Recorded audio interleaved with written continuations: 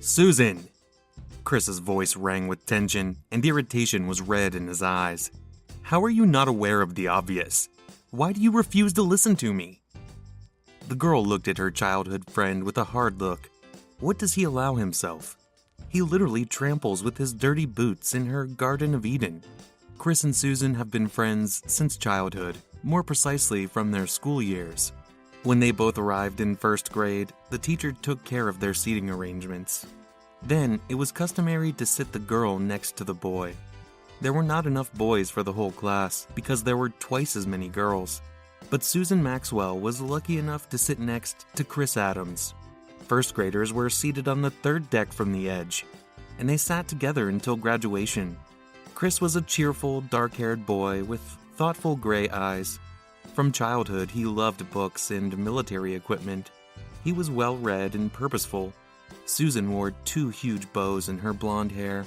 She laughed loudly and could charm both adults and her classmates with a sincere smile. So Chris couldn't resist her charms. In high school, Chris was drawn to the society of guys, and Susan to girls' fun. Susan has grown into the first beauty of the school. At discos, a line of people who wanted to invite her to dance lined up for her. Chris also enjoyed the attention of the girls, for which Susan constantly teased him. She teased him because she was jealous of her serious friend, although the proud girl would never admit it. At some point, she decided that she didn't want to spoil their friendship with a relationship. She changed guys like gloves, but not Chris. Chris remained her best friend, like a knight next to a princess. He always rescued her, helped her, supported her, protected her from offenders. The girl tried to be as wonderful a friend to the guy as he was to her. She trusted him with everything. And now, friends were 23 years old. They both received higher education. Chris graduated from the Naval College, but remained to serve in his hometown, fortunately for Susan. Susan chose the path of a public relations specialist. The spectacular blonde has been working as a PR specialist for a year, gaining experience in a well-known gaming company. At the same time, the girl dreamed of founding her own advertising agency in order to promote the company. A lively and purposeful PR manager was going to gather a team of experts from various fields under her wing and was already working on this project. Today, on a hot summer day, Chris and Susan met at their favorite cafe. There was a cozy atmosphere and a rich selection of coffee drinks, and vinyl records hung on the walls. The girl invited her friend to tell him important news. She is getting married. Ahmed proposed to her, and she was very happy with the anticipation of a new life in Turkey, in a luxurious mansion among the seas and sandy beaches. But Chris didn't share her happiness, overreacting. Now she looked thoughtfully at the beautiful profile of her friend, who now frowned and stared stubbornly out the window of the coffee shop, blushing with indignation. But he was infinitely sweet to her, even so harmful and evil. Susan thought sadly, I'm going to have to end my relationship with Chris. And not because of the distance. Her groom, Ahmed, is very jealous. He pointed out many times that such a close relationship between his fiancée and another man was unacceptable. The girl was pleased that he was jealous. However, she sincerely loved Chris as a kind and close friend. Therefore, even the thought of parting with him was bitter and tormented her heart. Although it will be easier for her to survive parting with him if he doesn't stop swearing. But the guy couldn't come to terms with the choice of a girlfriend. The guy continued, turning his face to the girl. Your groom is using you. He needs a doll as a slave. He will bring you there as a souvenir from a distant land. And he will show you to relatives and friends. A rare kind of person, a natural blonde. The girl smiled, shaking her head. But the guy didn't think to stop, cursing more and more and predicting Susan's future life. Chris nervously stirred the sugar in the cup, categorically describing the fate of the Turk's bride. He will put a paranja on you, make you cook dolma from morning to night, periodically interrupting to give birth to children. And if you have a son, you will not see him. By the way, you can forget about your career and the creation of your own company because he will not support you. You will receive the status of wife, which means you will stay at home. Please listen to me. I tell you all this as a best friend. Have I ever lied to you? The blonde couldn't stand it, putting the cup on the saucer with a clang. You know what? If you were my best friend, you would rejoice in my happiness. And you were just talking nasty things to me. I'm telling the truth. Sometimes it can be very bitter. The girl waved her hand dismissively. You think in stereotypes and are biased towards Ahmed. The traditions you speak of are gone. Ahmed and his family are progressive people. The guy objected. You don't want to take off your rose-colored glasses. Turkey continues to be a patriarchal country despite its progressiveness. Their love for tradition has not gone away. You will become a housewife and a slave. And I'm sure you won't be his last wife. Susan was sincerely indignant. There's no polygamy in Turkey. Officially no, and officially yes, and you may not know about other wives. The girl tensed, furrowing her perfect brows. What do you mean by that? Chris willingly explained. I want to say that Turkey is an Eastern country in which Muslim traditions are still alive. It looks like he obviously thought a lot about Ahmed and his life. Susan, a Muslim can have up to 4 wives. Other women will not be official wives, but concubines or mistresses of your Ahmed. The occasional cafe patrons looked in their direction, puzzled. Susan's lips trembled slightly. Resentment at a friend covered the girl with her head. Why is he doing this? Can't he just be happy for his girlfriend? But he ruined everything. The guy was confused. Susan, why are you upset? Chris was instantly despondent, noticing that his friend's blue eyes filled with tears. All his stock of anger was gone, and his expression changed to one of timidity and concern. Chris was instantly there, sitting on the couch next to the girl. He grabbed her by the shoulders, pulling her towards him. The girl buried her face into the guy's chest, sobbing. Chris tightly pressed the girl to him. Susan heard his heart beating frantically in his chest, as if it was about to jump out of there. He said softly, Susan, I'm worried about you. If you leave, I won't protect you there. You understand me? The girl muttered into her friend's t-shirt. Maybe it's time for me to start taking care of myself. But the guy didn't answer her. That evening, Chris didn't offer to walk Susan home or take her out a little longer, contrary to the usual tradition. He referred to some important matters. Susan smiled and nodded knowingly, but she knew Chris too well. He lied. The girl looked after the departing friend for a long time, until he disappeared into the crowd of passers-by. Chris didn't look back. His heart ached in his chest. However, Susan straightened her hair, forcing herself to smile. She scolded herself mentally. Why are you sad? You are the bride. Rejoice in it. The girl's phone rang, and the screen flashed. Kirsten, tutor. The girl said into the phone. Hello. Good evening, Kirsten. The woman said in a business-like voice. Hi, Susan. I remind you of the first lesson. Today at 8 o'clock. Is everything okay? The girl confirmed. Yes, of course. I'm already leaving for you. Susan hailed a taxi and gave the address to where Kirsten lived. The woman taught Turkish. When Susan called her last week, the tutor promised her that she could teach her satisfactorily, or even speak Turkish well, in no time. The idea to learn Turkish came spontaneously. The girl was watching some series with subtitles in Turkish, and she liked various beautiful and melodic words. And then she came up with a plan. She will secretly learn her groom's native language and be sure to surprise him at the wedding. What a surprise it will be when she starts to say a beautiful speech during the wedding in his native language. 2 months remained before the important event. Therefore, Susan planned to activate all the internal reserves and learn all the mysteries of a foreign language. While the taxi was taking her to the other side of the city, Susan looked out the window at cars, people, road signs rushing by, but she didn't really see it all. The girl's thoughts carried her far into the memories of her personal Eastern tale. Ahmed conquered Susan, no matter how angry and sarcastic Chris was. She met a foreigner in the place where all the progressive people of mankind are, on the internet, on a dating website for foreigners. She checked in as a joke. But everything turned into marriage and moving to another country. Yes, she's lucky.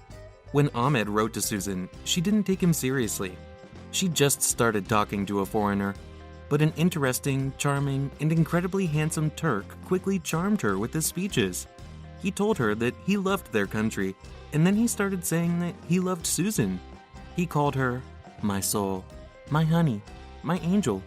She melted away from the compliments and looked at the photos in his profile for a long time, admiring the beauty of the Eastern man. Ahmed in the photos was driving luxury foreign cars, having fun with his friends in a luxurious club, and relaxing in a hotel. He had an incredible house with a gorgeous garden around. And all this life he offered to Susan because he fell in love. The girl couldn't believe her luck. However, she doubted to the last whether all these promises would remain empty, because he was so far away. However, the man began to care for the girl even at a distance. The courier often brought her bouquets of flowers and gifts. He sent her halva and other sweets by the kilo. A month ago, Ahmed texted her, "I sent you a present. Wait for the courier." But Ahmed himself appeared on the threshold of Susan's apartment instead of a courier. He stood with a bouquet of scarlet roses and smiled at Susan. A tall and swarthy man with black hair and eyes like hot coals. He was an actor from the TV series that Susan loved so much. He declared immediately, without greetings and superfluous words, "Susan, marry me. I love you more than my life." And everything swirled around. The girl was looking forward to the change and soared in seventh heaven with happiness. They decided to have a wedding in 3 months in Turkey. Ahmed told her for a long time about how wonderful their future life would be, in luxury, in prosperity, in love. He promised her the sky and diamonds. The man decided to stay with Susan until the move. The girl has an apartment in the capital, a gift from her parents. There was enough room for both. She showed the groom the capital. They walked together for a long time and counted the days until the wedding. The holiday was promised by the husband's parents. Relatives often called Ahmed, but the girl couldn't talk to them. She didn't know the language of the groom. She could only smile awkwardly, listening to how the Turk communicates for a long time with his mother, father, and brothers. Ahmed's conversation with his family could last for hours, and the girl liked it. A family man is a great happiness. So he will also appreciate his wife and children. She knew Spanish and German well. Perhaps this is what helped the girl to quickly master a third foreign language, adding knowledge of Turkish to the collection.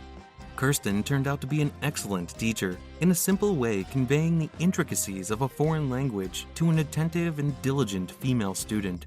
Also, the Turkish films that the female tutor advised her helped her a lot.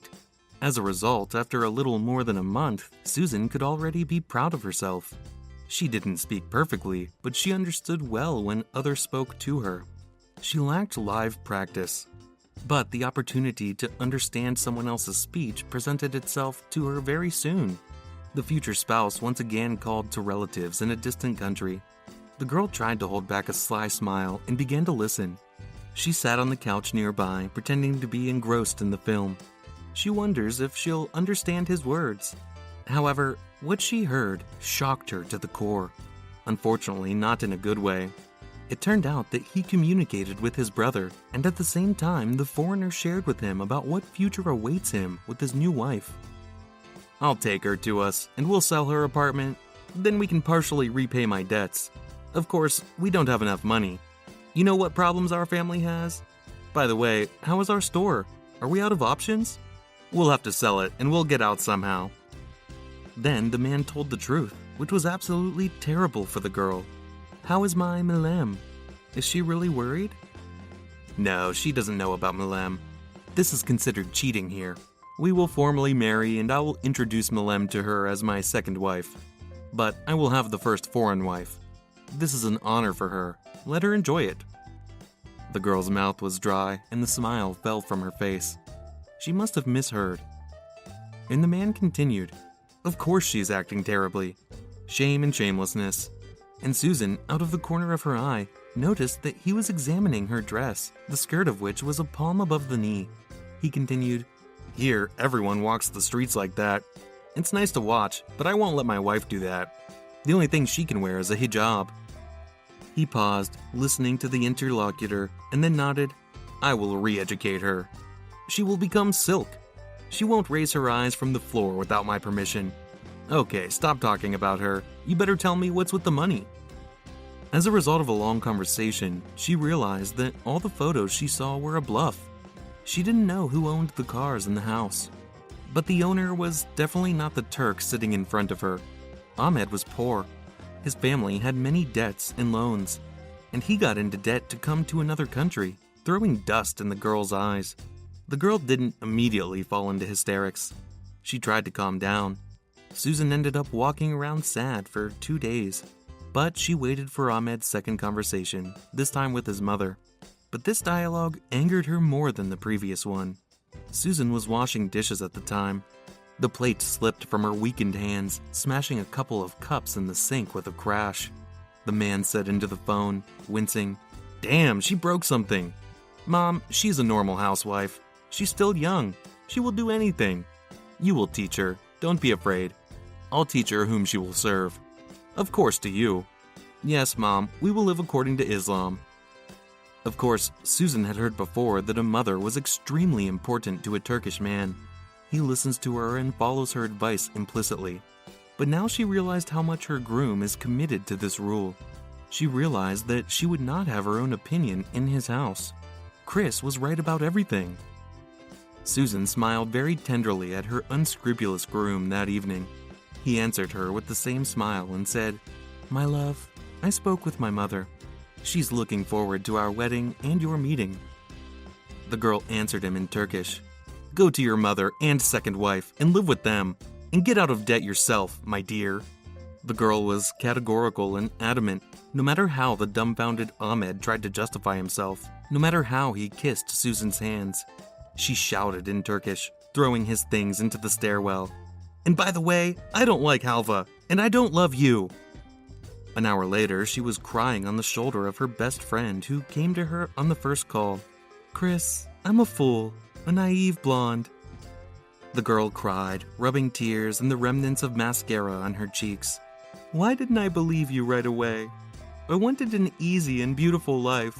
I'm an idiot.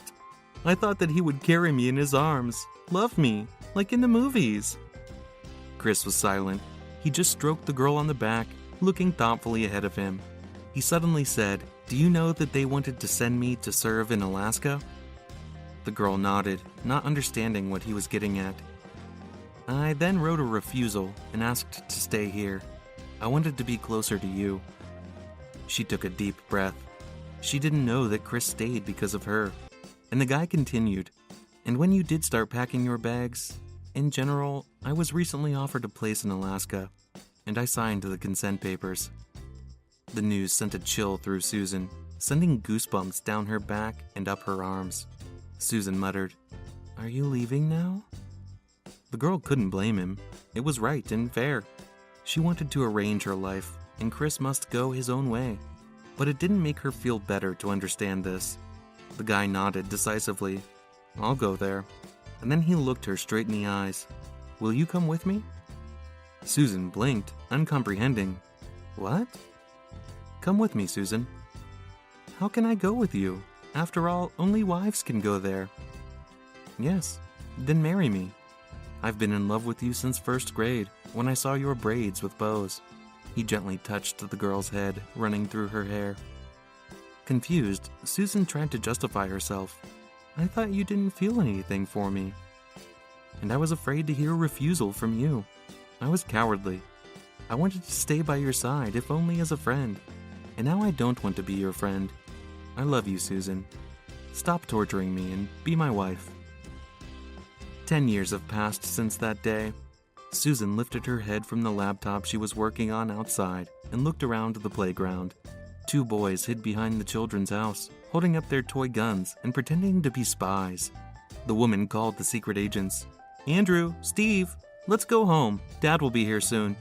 The brothers immediately stopped their fun, obediently running up to their mother. She looked lovingly at her sons.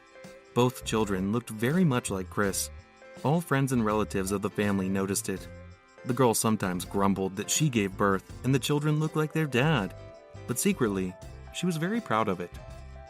10 years with Chris flew by in a flash. The guy seemed to have accumulated love in himself since childhood and splashed it out on his wife. He turned her life into a fairy tale, and she reciprocated. Who would have known that best friends can become a couple? So beautiful, sensual, and understanding each other's spouses from a half word. The husband supported Susan in everything. As a result, she was able to start her own business. Susan collaborated with colleagues, oversaw projects, and enjoyed her activities in life as a wife and mother. Of course, the girl didn't get to a warm country, to palm trees and the sun, but she left for the northern state to snow and cold. But who would have known that it would be 100 times warmer here? Because true love lived here.